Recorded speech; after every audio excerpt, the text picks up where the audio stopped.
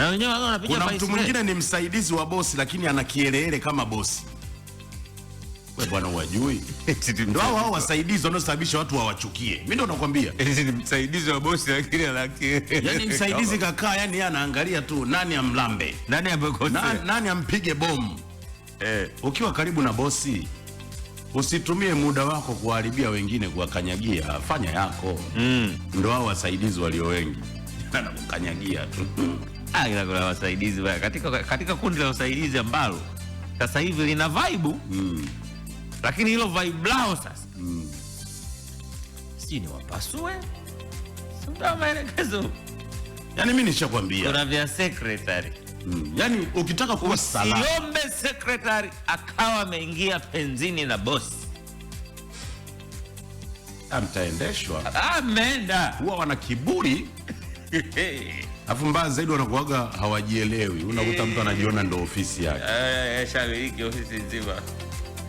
Lakini ukitaka kuishi salama kwenye maofisi mengi kama hivyo, kwenye mambo ya hivyo, fanya kilicho bora basi. Sio secretary peke yake, kwenye wasaidizi fanya kilicho bora.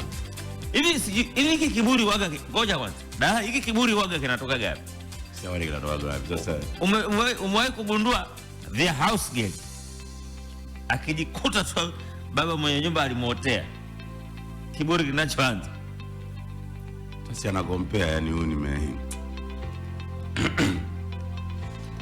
maelekezo bila. Usimeze mate, sema. Au mtego simu. Usimzio kupasua vitu. Kupasua nini? Wewe unanyokaga? Lakini si wanalijua ili mwana walijua.